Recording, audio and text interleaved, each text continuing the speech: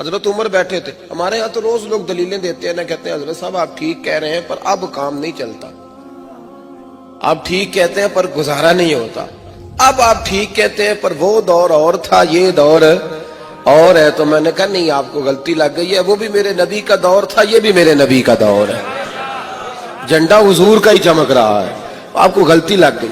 اب لوگ دلائل دیتے ہیں. حضرت عمر گھر میں بیٹھے تھے تو ان کا بیٹا بھی ساتھ بیٹھا تھا, کسی مسئلے پر بات ہونے لگی. حضرت عمر نے اپنی بات کی مضبوطی میں نبی پاک علیہ السلام کا ایک فرمان سنایا. تو آپ کا صاحبزادہ کہنے لگا ابا جی وہ تو ٹھیک ہے, لیکن جب یہ لفظ اس کی زبان پہ تو حضرت عمر نے تلوار نکال لی. فرمایا اٹھ نکل میرے گھر سے, میں رسول اللہ کی بات کرتا ہوں تو اگر مگر کرتا ہے, میں حضور کا فرمان سنا رہا ہوں تو اگر مگر کرتا ہے, نکل جا, کوئی جگہ نہیں تیرے لیے, چل دوڑ جا. جو میرے نبی پاک کا فرمان آنے کے بعد اگر مگر کرے وہ عمر کی چھت کے نیچے نہیں رہ سکتا, چل نکل. یہ کوئی بات ہے؟ پیار بھی کرتا ہے, کلمہ بھی پڑھتا ہے, اگر مگر بھی کرتا ہے. کہتا ہے نہیں جی ابھی انتظار کر رہا ہوں, دیکھ رہا ہوں, سوچ رہا ہوں. بھئی تو مسلمان ہے, اب تیرا کام ماننا ہے, تو نے عمل کرنا ہے, تو نے لے تو لا اللہ نہیں کرنا, تو نے بات مانی. حضرت عمر نے گھر سے نکال دیا. بچہ کئی دن منتیں کرتا رہا, کوئی نہیں چھٹی ملی گھر آنے کی, کوئی نہیں چھٹی ملی. وہ امیر المومنین حضرت ابو بکر صدیق کے پاس گئے, کہنے لگے ابا جی سخت ہیں, آپ کو پہلے بھی پتا ہے, میری سفارش تو کریں. تو جناب صدیق اکبر گھر آئے, کہنے لگے چل بس کر, تو سخت ہی ہو جاتا ہے, چھوڑ دے. کہنے لگے ابو بکر تمہیں پتہ ہے اس نے کیا کیا ہے؟ کہا ہاں, یہ کہتا ہے کہ حدیث میں وہی تائید ہی کرنے لگا تھا بس, لیکن نکل گیا منہ سے. کیا لفظ ہے حضرت عمر کے. فرمانے لگے ابو بکر دل پہ ہاتھ رکھ کے بتا, تیرا بیٹا ایسے کرتا تو کیا کرتا؟ جناب صدیق اکبر رو پڑے. فرمایا میرا امتحان نہ لے. ابو بکر رو پڑے, میرا امتحان نہ لے, مجھ سے نہ پوچھ کہ میرا بیٹا حضور کے مقابلے میں اگر مگر کرتا تو کہا کیا کرتے. تو جناب ابو بکر فرمانے لگے تو نے تو تلوار اٹھائی تھی نا, میں نے مار بھی دینی تھی, تو اٹھائی تھی. اگر مگر یہ غلام ہے, یہ نبی پاک کا غلام ہے, اس کو کہہ دیا جھوٹ حرام ہے تو کہتا میرا گزارا نہیں, اس کو کہا گیا یہ چیز غلط ہے تو کہتا کام نہیں چلتا. تو غلام ہے جس کو آپ نے غلام رکھا ہوا ہے, نوکر رکھا ہوا ہے. آپ اس کو کہیں جا 5 کلو چینی لے آ, وہ اگر آپ سے کہے نہیں 2.5 کلو منگا لو, مان لو گے بات؟ وہ کہے نہیں جی ابھی ٹائم نہیں, 5 کلو کیسے اٹھاؤں گا, بڑا مشکل کام ہے, 10 کلو سبزی بھی تو لانی ہے, تو مان لیتے ہو. اللہ رسول کو کہتے ہو آہستہ آہستہ نماز پڑھوں گا, آہستہ آہستہ نیک ہو جاؤں گا. امام احمد بن حنبل رحمت اللہ تعالی علیہ فرماتے ہیں مارکیٹ گیا, منڈی گیا, ایک غلام خرید کے لایا. گھر لا کے میں نے اس کو پوچھا تیرا نام کیا ہے؟ کہنے لگا حضور غلاموں کا نام نہیں ہوتا, آپ کسی اور کو بھی آواز دیں گے تو میں سمجھوں گا مجھے ہی بلا رہے ہیں. آپ نے فرمایا تو کھائے گا کیا؟ کہنے لگا حضور غلاموں کے نخرے نہیں ہوتے. امام صاحب فرماتے ہیں مجھے وجد ہو گیا اس کی باتوں سے, میرا وجود کے رونگٹے کھڑے ہو گئے. میں نے تیسرا سوال پوچھا, میں نے کہا تو یہ کمرے ہیں حجرے کوئی پسند کر لے, کہاں رہے گا؟ کہتے ہیں وہ رو پڑا, میرے پاس آ گیا. کہنے لگا حضور مجھے غلام ہی رہنے دیں, میری عادتیں نہ خراب کریں. حضور آپ جہاں آپ کا دل کرے نا اشارہ کر دینا, میں وہیں سو جاؤں گا. امام صاحب کہتے ہیں میں نے اسے کہا اٹھو یار. وہ کھڑا ہوا تو میں نے کہا سینے لگ جا, تو آزاد ہے, تو غلام بننے کے نہیں, تو آقا بننے کے قابل ہے. تو راتی جاگیں تے شیخ صداویں تے راتی جاگ دے کتے تیتھوں اتے. حضرت بابا بلے شاہ صاحب نے بڑی پتے کی بات سمجھائی. کہنے لگے تو نے ایک کتا رکھا ہوتا ہے, تو اس کا مالک ہوتا ہے, ایک روٹی تو ڈالتا ہے اسے, کتا دوسری مانگے تو جوتا اٹھا لیتا ہے. اور فرمایا وہ ایک روٹی کھا کے نا ساری رات تیری پہرے داری کرتا ہے, ایک لقمے کی وجہ سے ساری رات کتا تیرے دروازے پہ کھڑا ہے. اور فرمانے لگے تو اے سی میں سوتا ہے, وہ جا کے نا کسی نالی میں سویا رہتا ہے.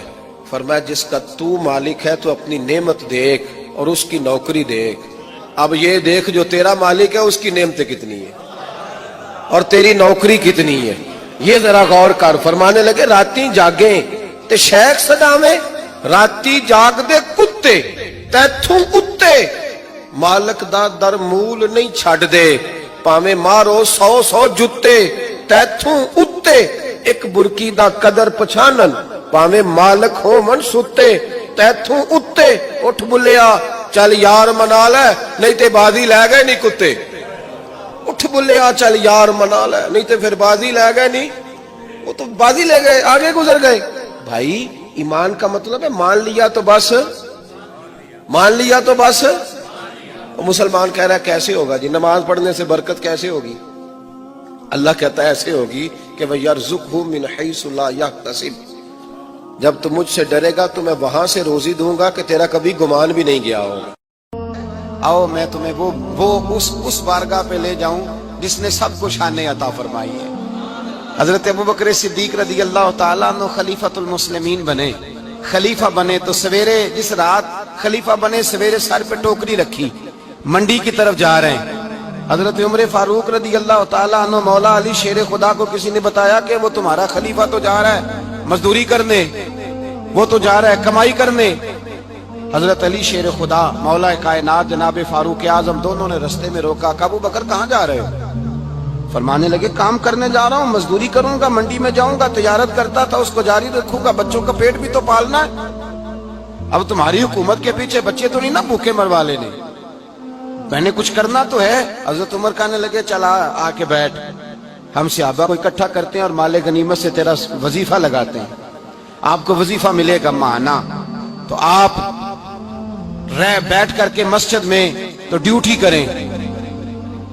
बैठ गए, मुशावरत हुई तो हज़रत अबू बकर सिद्दीक रज़ी अल्लाह ताला अन्हु से पूछने लगे जनाब बतलाइए आपका कितना वजीफा लगाया जाए। तो हज़रत अबू बकर सिद्दीक फरमाने लगे उतना लगा दो जितनी एक मजदूर की तनख्वाह होती है।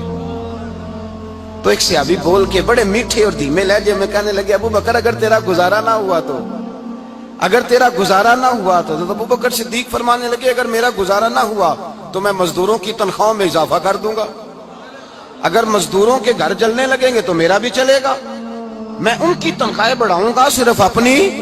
तो मजदूर के हुकूक का तायुन किया। सबसे पहले तो मेरे नबी पाक अलैहिस्सलाम ने मना फरमाया, फरमाया जिसको मजदूरी पर रखो पहले उसके साथ उजरत तय करो। हुजूर सल्लल्लाहु अलैहि वसल्लम ने फरमाया जब तक उजरत वाज़े ना हो जाओ किसी को काम पर, जब तक उजरत वाज़े ना हो जाए, मुकम्मल ना हो जाए कि क्या देना है तय करें, क्या लोगे जो जनाब दे देंगे ले लूंगा। शरीयत इसको पसंद नहीं करती, महबूब नहीं रखती। पहले उसके साथ पहला हक मजदूर को यह दिया कि उसकी उजरत पहले, बोलिए उजरत पहले उजरत तय होगी, ये पहला हक है। और मजदूर का दूसरा हक क्या बयान किया मेरे नबी पाक ने? फरमाया जब, और ये ऐसी आला बात है कि जितने हुकूक लिखने वाले हैं ना, जितने बैनुल अक़वामी सतह पर इंसानी हुकूक का चार्टर बनाने वाले हैं, वो कहते हैं कि ये ऐसा नुक्ता हुजूर ने बयान कर दिया है कि इससे आगे को बढ़ ही नहीं सकता। ये ऐसी बात है कि जिसकी शरह भी कोई नहीं कर सकता। मेरे हबीब करीम अलैहिस्सलातु सलाम ने फरमाया पहले तय करो, और क्या खूबसूरत लफ्ज है, कानून बना दिया। फरमाया जब मजदूर मजदूरी कर ले तो उसका पसीना खुश्क होने से पहले पहले उसे अदा कर देना, उसका पसीना खुश्क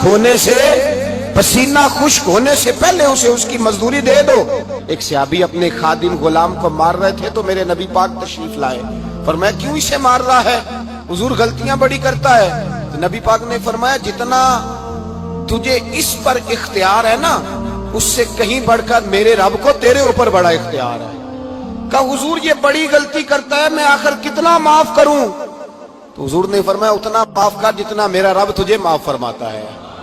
पता है तेरी सुबह से लेकर शाम तक कितनी कोताहियां, दरगुजर का हुक्म दिया। पहला हक ये दिया मजदूरी तय करो, दूसरा हक ये दिया पसीना खुश्क होने से पहले अदा करो, तीसरा हक ये दिया कि उससे दरगुजर करो, गलती हो जाए तो दरगुजर करो। तो या रसूल अल्लाह मजदूरी कितनी दें? मेरे नबी पाक बुखारी मुस्लिम हुजूर सैयद आलम सल्लल्लाहु अलैहि वसल्लम ने फरमाया मजदूर का हक बयान किया नबी पाक ने, और एक बात इरशाद फरमाई तो उसके अंदर कई पहलू, एक हदीस में कई पहलू बयान फरमाए। हबीब पाक ने फरमाया जैसा तुम खाते हो वैसा ही उसे। भाई बस खत्म हो गई बात, इतनी बड़ी बात कर दी सरकार ने। कभी देखा है आपने कि मजदूर को ऐसे खिलाया जा रहा हो जैसा मालिक खा रहे हैं? हुजूर ने फरमाया भाई मजदूरों का हक ये है कि जैसा तुमने खाना है वैसा उसे کھلانا ہے، اور فرمایا جیسا تم نے پہننا ہے ویسا اسے پہنانا ہے۔ اور پھر میرے حبیب کریم علیہ الصلوۃ والسلام نے ارشاد فرمایا اس کی ہمت سے بڑھ کر تم اس پر بوجھ نہیں ڈال سکتے، جتنا کام وہ کر نہیں سکتا اتنا تم اسے دے نہیں سکتے۔ اور فرمایا اگر اتنا کام دینا ہے جو اس کی ہمت سے زیادہ ہے تو میں اس کے مالک کو کہتا ہوں وہ بھی اٹھ کے مزدور کے ساتھ کام پہ لگ جائے، اٹھے اس کے ساتھ کام میں شریک ہو جائے۔ مزدوری کا بھی تعین فرمایا، اور پھر اس کو کام کس مقدار کا دینا ہے، مزدور کو کس قدر زیادہ اس پر بوجھ ڈالا جائے گا، یہ بھی مصطفیٰ کریم نے بیان فرمایا۔ فرمایا جو لا یکلف اللہ نفسا الا وسعہا، اللہ بھی تم پر وہ بوجھ نہیں ڈالتا جو تم اٹھا نہیں سکتے، تو کسی مزدور کو تم ایسا کام نہیں بتاؤ گے۔ حضرت عثمان غنی رضی اللہ تعالیٰ عنہ ایک دن حضرت عمر فاروق سے کہنے لگے عمر بس کر دے یار، تیرے بعد بھی تو لوگوں نے خلیفہ بننا ہے، کیسے کوئی تیرے رستے پہ چلے گا؟ تو حضرت عثمان غنی سے جناب عمر کہنے لگے کیا ہو گیا؟ آپ فرمانے لگے کل میں دیکھ رہا تھا کہ لوگ باغ میں مزدوری کر رہے تھے اور آپ امیر المومنین ہو کے ان کا ہاتھ بٹا رہے تھے، تو حضرت عمر کہنے لگے بوڑھے تھے، بیمار تھے، مزدوری کر رہے تھے تو پسینہ بہہ رہا تھا، کیا ہو گیا اگر تھوڑا سا میں نے ساتھ دے دیا؟ حضرت جناب سیدنا فاروق اعظم یہ لفظ کہتے ہوئے رو پڑے۔ آپ فرمانے لگے میں کسی بادشاہ کا شہزادہ نہیں، میں بھی اسی باپ کا بیٹا ہوں جو اونٹ چرا کے گزارا کیا کرتا تھا۔ میں نے آگے بڑھ کے لوگ حیثیت بھول جاتے ہیں، اپنی حیثیت بھول جاتے ہیں۔ اللہ تبارک و تعالیٰ جب کچھ عطا کرتا ہے ان کا رویہ اپنے ماتحتوں کے ساتھ اتنا سخت اور جابرانہ آمرانہ ہو جاتا ہے، اس قدر زیادہ ان کے لب و لہجے میں کڑواہٹ آ جاتی ہے، اس قدر زیادہ ان کی طبیعتوں کے اندر سختی اور غرور بھر جاتا ہے کہ وہ احساس ہی نہیں کرتے کہ جو سامنے بیٹھا ہے وہ بڑا ایک دکھی انسان ہے اور وہ تکلیف میں ہے، وہ آزمائش میں اپنے آپ کو مبتلا سمجھ رہا ہے۔ حضرت ابو ذر غفاری رضی اللہ تعالیٰ عنہ فرماتے ہیں میں اپنے ماتحتوں کے حق میں بڑا سخت تھا، سخت تھی میری طبیعت، میرے غلاموں کی جرت ہی نہیں تھی کہ وہ میرے سامنے گفتگو کر سکیں اور ٹھہر بھی سکیں۔ فرماتے ہیں جس دن میں کلمہ پڑھنے گیا، جس دن میں حضور کی بارگاہ میں، تو میں نے کہا حضور کوئی خاص نصیحت؟ تو نبی پاک نے فرمایا میری نصیحت تیرے لیے یہ ہے کہ جیسا تو نے کھانا ہے ویسا ہی غلام کو کھلانا ہے، جیسا تو نے پہننا ہے ویسا ہی غلام کو پہنانا ہے۔ حضرت ابو ذر کہتے ہیں جو میرے اندر کمی تھی وہی میرے نبی نے نصیحت کر دی، جو میرے اندر کوتاہی تھی وہی غیب جاننے والے رسول نے بتلا دی۔ فرماتے ہیں میں گھر گیا، جب میں جاتا تھا تو ملازموں کا سانس خشک ہو جاتا تھا، وہ کانپنے ہانپنے لگتے تھے کہ جانے اب یہ کیا کرے گا۔ حضرت ابو ذر غفاری فرماتے ہیں میں گیا، ایک شخص سے میں نے کہا کھانا پکاؤ، کھانا پکایا، دسترخوان پہ لگایا اور اپنے سارے ملازموں کو کہا آؤ یار میرے ساتھ بیٹھ کے روٹی کھاؤ، آؤ سارے میرے ساتھ بیٹھ کے کھانا کھاؤ۔ فرماتے ہیں انہوں نے کھانا کھایا، پھر میں ان کو بازار لے گیا، جیسے کپڑے میں پہنتا تھا ویسے میں نے ان کے لیے بھی خریدے۔ فرماتے ہیں میرے غلام کہنے لگے آقا خیر تو ہے نا، خیریت تو ہے نا، کیا ہوا؟ مزاج مبارک تو ٹھیک ہے، کیا ہو گیا؟ اور یہ جو ہم فضا کو اتنا خوبصورت دیکھ رہے ہیں اور یہ جو ہم اتنی پیاری ریم جھیم برستی دیکھ رہے ہیں یہ جاری رہے گی یا ایک دن کی ہے؟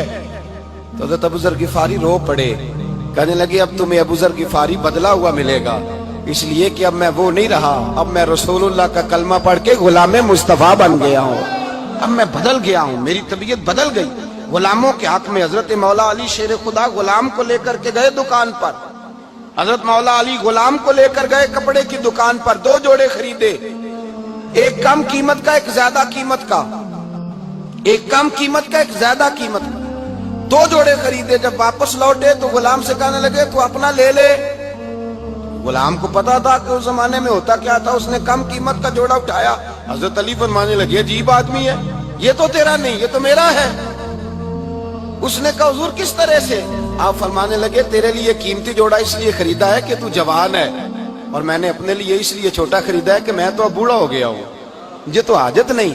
کہنے لگا حضور بوڑھے اور جوان کا مطلب نہیں، آپ علی ہیں، من کنت مولا فہذا علی علی مولا، علی مولا، آپ چونکہ مولا علی ہیں اور آپ امیر المومنین ہیں، لہذا آپ نے تخت پر بیٹھنا ہے، آپ نے سلطنت کو چلانا ہے، آپ پہنیے۔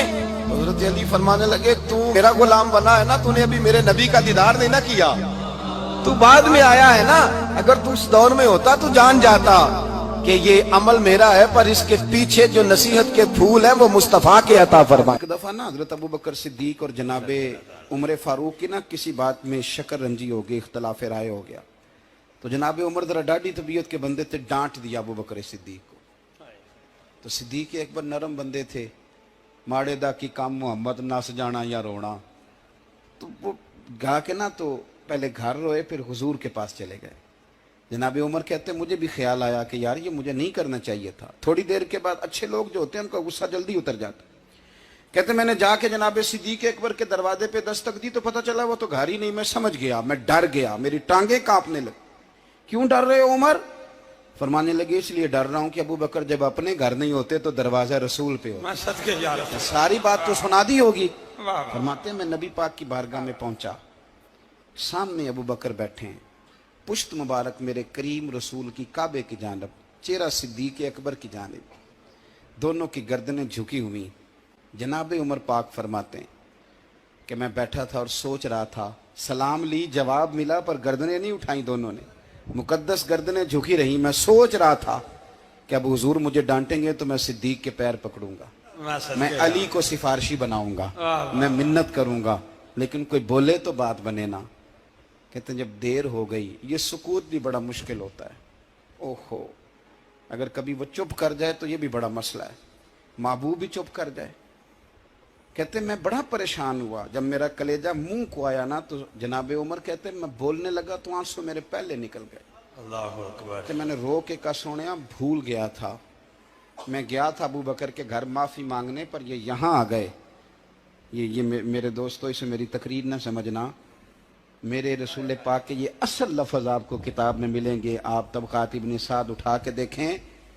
جناب عمر کہتے ہیں میں نے عرض کی حضور میں نے غلطی سمجھ لی تھی, میں گیا تھا ابو بکر کے گھر حضور, میں بھول گیا تھا. فرماتے ہیں نبی پاک نے جب گردن مبارک اٹھائی تو حضور کی داڑھی آنسوؤں سے بھری ہوئی. اور لفظ کیا تھے؟ فرمایا عمر تم میری خاطر میرے ابو بکر کو معاف نہیں کر سکتے تھے.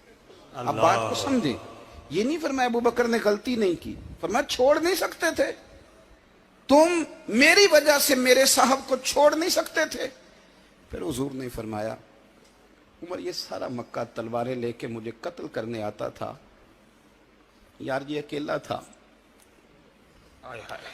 اس نے کھول کے بازو کہا تھا کہ جو حضور تک جائے گا میری لاش سے گزر کے جائے گا. فرمایا دنیا بھول جاتی ہے, مجھے یاد ہے ابو بکر صدیق نے مال بھی دیا, اولاد بھی دی, میری خاطر چھوڑ نہیں سکتے تھے. جناب عمر کہتے ہیں میں اس کے بعد سمجھ گیا کہ میرے مصطفیٰ کی رضا اسی میں ہے کہ ابو بکر کو راضی رکھا جائے. سبحان اللہ. آپ مہربانی سنو, اب فوراً سنو, فوراً اس کے بعد نبی پاک علیہ السلام نا شارع ہیں دین کے. حضور جو چاہیں کسی کے لیے حلال کر دیں اور جو چاہیں کسی پر حرام کر دیں. ایک شخص نے کہا تھا حضور 3 نمازیں پڑھوں گا, اس شرط پر مسلمان ہوتا ہوں. فرمایا 3 ہی پڑھنا, کلمہ تو پڑھنا. حضور شارع ہیں, علماء اس لفظ کو جانتے ہیں, میں زیادہ کھولتا نہیں. ہر شخص کو اجازت ہے, اگر حقوق ادا کر سکتا ہے تو ایک وقت میں 4 نکاح کرے, اسے اجازت ہے. اگر حق دے سکتا ہے تو اجازت ہے. مولا علی نے بھی ارادہ کیا سیدہ کی موجودگی میں اللہ کہ میں دوسرا نکاح کر لوں, ساری کائنات کو اجازت ہے. تو سیدہ فاطمہ کے دل کو نہ تکلیف ہوئی, دوڑی آئی حضور کی بارگاہ میں. بی بی صاحبہ نے زندگی بھر کھل کے کوئی بات نہیں کی, آج بھی آئیں تو چپ کر کے بیٹھ گئیں. یہ بیٹیاں بڑی پیاری ہوتی ہیں. ابا ہی انہیں بگاڑتا ہے, لاڈ ابا ہی دیکھتا ہے, کیا کریں مجبوری ہے. تو پھر میں نے دیکھا ہے بڑے بڑے سیانے ابے سگی بہن کے بیٹے کو بھی رشتہ دے کے نا, چاہے پالا بھی بھانجا خود ہی ہو, تو گھر جا کے معافی مانگتے ہیں, پتر یہ جنی بھی خراب ہی نا میری وجہ تو ہی, تھوڑا خیال فرمائیں. بیٹی معاملہ بڑا عجیب ہے نا جی. تو سرور کائنات کے پاس سیدہ آئیں تو تھوڑے آنسو آنکھوں میں آئے. فرمایا فاطمہ کیا ہوا؟ عرض کی حضور کچھ بھی نہیں, سب کو جائز ہے تو علی کو بھی تو جائز ہے نا, نکاح کرنا چاہ رہے ہیں. حضور نے خطبہ دے دیا, مسجد میں لوگ جمع کر لیے. آج کس لیے اجتماع ہے؟ جہاد کی تیاری ہے, کوئی نئی آیت آئی ہے. فرمایا آؤ سارے مسجد میں. خطبہ کتنا مختصر سا, मुख्तसर तवज्जो है मेरे भाइयों की। जी बिस्मिल्लाह। इधर देखो मेरे मुख्तसर सा खुतबा, 2 हरफी बात। हुजूर फरमाने लगे भाई मेरी बात गौर से सुन लो, ये जो फातिमा है ना ये मेरे जिगर का टुकड़ा है, बिदात मिन्नी है, ये मेरे जिगर का टुकड़ा है। जिसने इसे राजी किया उसने मुझे राजी किया, और जिसने इसे नाराज किया उसने मुझे। खत्म हो गई बात, 2 हरफी बात। हजरत मौला अली कहते हैं बाकी सारे एक दूसरे का मुंह देख रहे थे कि आज इस खुतबे की क्या जरूरत, तो मुझे तो समझ आ रही थी ना। शेर खुदा कहते हैं मैं चुपके से उठा और सैयदा के पास गया, मैंने कहा मैंने तो बात ही की थी, तू पहुंच ही गई है। कहते हैं इतनी देर में हुजूर भी आ गए। फरमाया अली सुन, सब के लिए दूसरा निकाह जायज है, पर जब तक मेरी फातिमा है तेरे लिए जायज नहीं। सदके या तू नहीं कर सकता, तेरे लिए जायज नहीं। जनाबे सिद्दीक अकबर के लिए रसूल पाक ने कहा मेरी वजह से छोड़ नहीं सकते थे, सैयदा पाक के लिए फरमाया जब तक मेरी बेटी है तेरे लिए जायज है। इधर सुनो, कुरान मजीद ने कहा कुल ला असअलुकुम अलैहि अजरा। हम आयत तबर्रुक के लिए हमारे यहाँ पढ़ी जाती हैं और तबर्रुक के लिए सुनी जाती हैं। कायनात का बहुत बड़ा अदीब शायर सारे बंदे इकट्ठे कर ले तो जो 2 लफ्ज कुरान पाक ने अहले बैत की शान के लिए कह दिए, सदके या रसूल। मुकाबला नहीं हो सकता। बात को समझे। किसी दरवेश ने कहा था असला नाल जे नेकी करिए ते ओ नस्लां ताक नहीं भुल दे, ते बेअसलां नाल नेकी करिए ते फुल कंडियां नाल तुल दे।